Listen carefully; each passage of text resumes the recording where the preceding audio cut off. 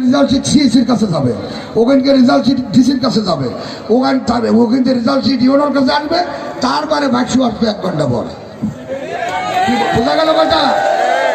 ভোগী যোগী করার কোনো কায়দা নেই ভাই। ভোগী এইসব কথায় কান দেবেন না। ভোগী যোগী করার কায়দা থাকলেই পা ধরা কমিটি বানাইতো না। কি বলেন ভাই? আল্লাহু আকবার। কি কথা ঠিক না বেটি? তাহলে মন খুলে গিয়ে ইনশাল্লাহ আমরা 21 তারিখে ঘোড়ার প্রতীকের জন্য আমাদের যদি আপনারা মন খুলে কাজ করতে চান, সবাই বলে চান, তাহলে একটা পরামর্শ, আপনারা প্রতিটা পাড়ায় পাড়ায় আজকের ঈশান নামাজের পরের থেকে প্রত্যেক পাড়ায় পাড়ায় মহল্লায় মহল্লায় আপনারা ভোট চাতে যাবেন, প্রত্যেক মা বোনের কাছে যাবেন। ভোটের দিনও প্রত্যেক পাড়ায় 10 জন 15 জন করে কর্মী সৃষ্টি করে বাড়ির থেকে ভোটার কেন্দ্রে নিয়ে যাবেন। প্রত্যেক পাড়ায় পাড়ায় 20-30 জনের কর্মী থাকবে, ভোটাররা সব কেন্দ্রে যাবে নির্বিঘ্নে, কোনো সমস্যা হবে না। সমস্যা হলে আমাদের জানাবে না।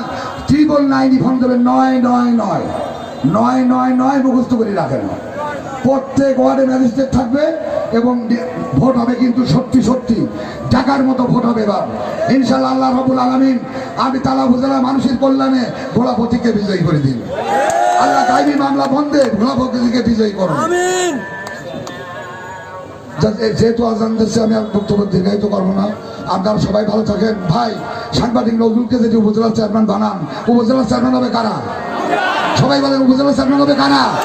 সবাই বলেন উপজেলা চেয়ারম্যান হবে কারা? সাংবাদিক নজরুল উপজেলা চেয়ারম্যান হলে চেয়ারম্যান হবে কারা? সাংবাদিক নজরুল উপজেলা চেয়ারম্যান হলে গায়বী মামলা থাকবে।